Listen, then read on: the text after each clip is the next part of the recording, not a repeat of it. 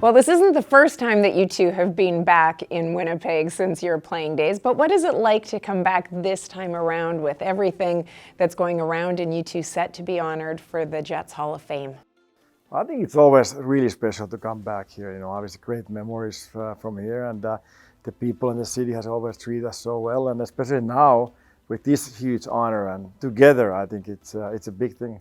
Teppo, for you, what does it mean that you two are able to go in at the same time? It's amazing. It's the way Teemu came to the league back in his first year, and being with him during the times here. It's really honor and great that we can be here together now, because it's unbelievable career. He changed the game when he came. He really took the game to another level, and just to be part of it then and being part of it now, it's an honor. It's unreal. And for me, it's almost like a brothers getting in the same time, because obviously, like when I came here, Teppo really took me under his wing, and you know, he was just a huge help, and like all the brothers do, you know. And without Teppo, I would be late every morning to practice and the planes, and you know, a lot of times I didn't even know what city we're gonna go play, but luckily I have a big brother who looked after me, and no, it's an honor to go Hall of Fame with him, and what he has done for this organization and hockey here, it's amazing. He's a Finnish version of Niklas Lidström. You know, like it's his smartness and his the way how he played. You know, like he never did mistake. He was almost like a computer. Well, and you mentioned, I mean, like a computer, and when reaching out to former teammates, that's really what struck me so much, Teppo, about when everyone spoke about you, they said the same things. They said that, you know, that you were so consistent on the ice, that you were such a quality person and teammate on the ice and off. They all commented on your hair. Yeah. Yeah, the love for the hair. Yes. It's take 20 minutes to get ready. Oh. We are like, Teppo, let's go. Hey, 1 second. You know. But the hair was perfect. The hair was perfect. Always perfect. Yeah. But that consistency that you had and that you were known for your game, were you, as far as you remember, I mean, were you always like that?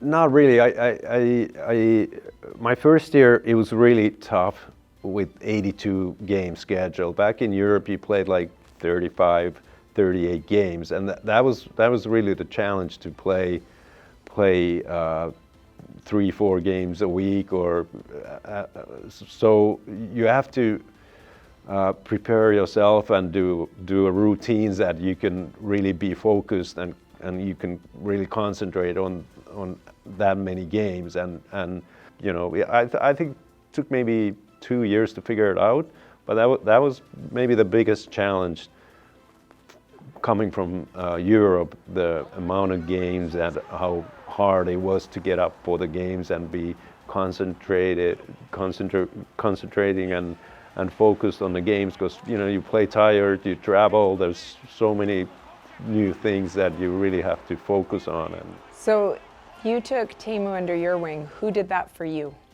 well, I would say Thomas Steen and Freddie Olsen, and then we had Hannu Järvenpää from Finland as well. 2 Swedes, and Hannu, they knew where I was coming from, what I was going through. Everything is new, different. So they really helped me and showed me the way, and those guys kept me on schedule. Like if Teemu was saying, I kept him on time. So those Thomas and Freddie for sure made sure I was in the right spot at the right time. Was it difficult to keep Teemu on schedule? No, he showed up. It was there was always that little worry, but I don't think he missed anything. It was just I think he did good. I was always the last guy in the rink, and I got the reputation that I'm gonna be the borderline if I'm gonna be late. And sometimes, you know, I make that as a trademark. So if we had to be in the rink 9 o'clock, even if I was there like in front of the locker room 8:55, I was waiting 3 more minutes. So the guys were just waiting and that they can find me that I'm late. And then minute before I showed up, they're like. And that's the thing for a rookie to do that. It's that's. Well, and there were some strong personalities on that I team know. as well. I haven't seen that since. Yeah. But it kept everything on their heels, and it was another excitement for the season, especially the rookie season. That Teemu came 5-2 or 2 minutes. Randy Carlisle, he was not very happy about it. So, even when he was coaching me in Anaheim, I still was the same guy. And he's always shaking his head that you never change. So, young player coming here as a rookie and from Europe and being like 3 minutes to it's never seen anything like it. Never will see it. Good thing you never had the hear season you about did. it, yeah, then so I had only 2 suits. They were not like the best fashion you can find, but so the guys were betting on the airport that which one I have on. So that's why you were never late, because you were wearing the same suit.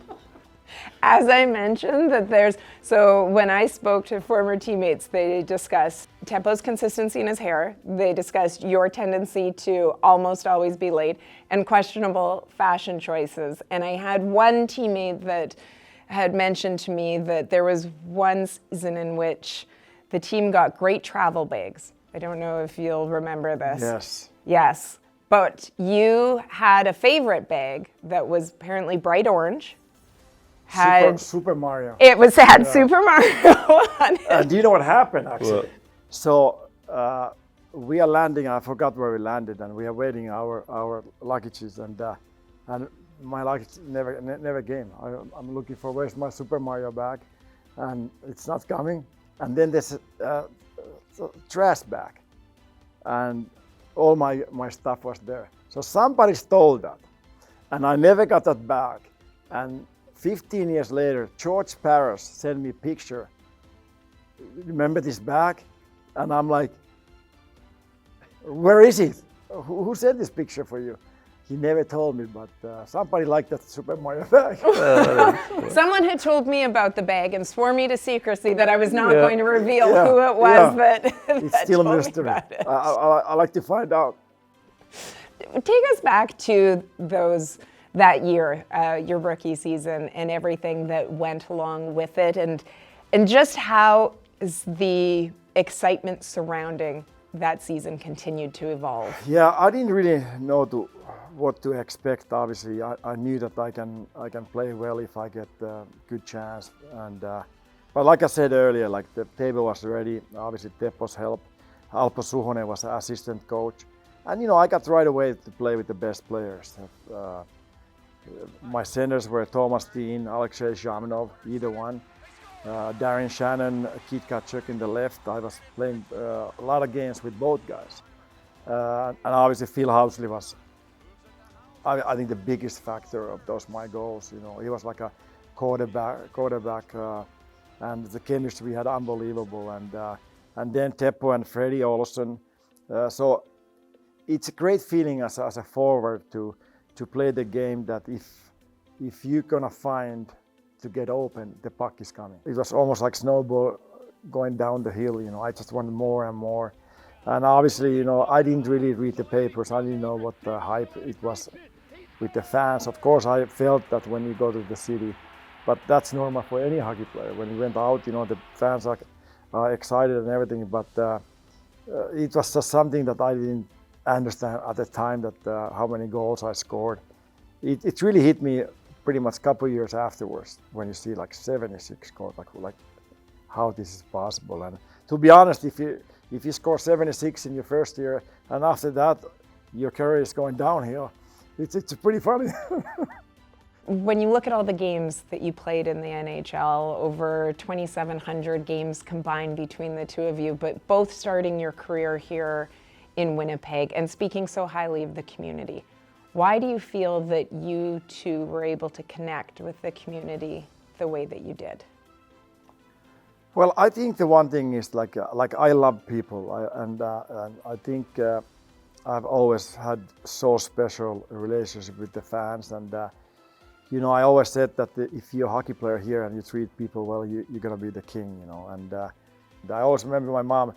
My mom always reminded that how lucky I am that I'm playing here, because she thought that the people are the greatest here, and she was right, you know. Like it's amazing how the fans can make you feel so important and so good about everything. And I've always said I'm so thankful that I started here, you know, and what a great people here. Maybe in Finland there's like a small group that, you know, follows hockey, but you come here, it's everybody. You know, you go to grocery stores or somewhere, you know, young kids, grandparents, Santa Claus, everybody's talking about the hockey. It's like, yeah, you guys should have done this, or yeah, next time you're gonna win it. So it was like, it was the game was always there, and it was positive. It was easy to be here and easy to play, and you played for something.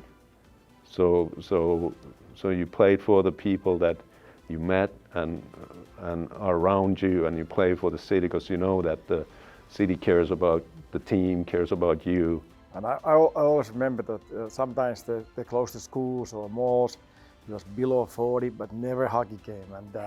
And then, you know, the fans were waiting 2 hours after the game, like below 35, to have a like quick moment to say good game, or can you sign this or something. It's unbelievable.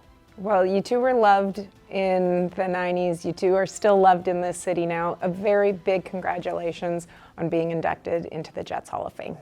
Thank you.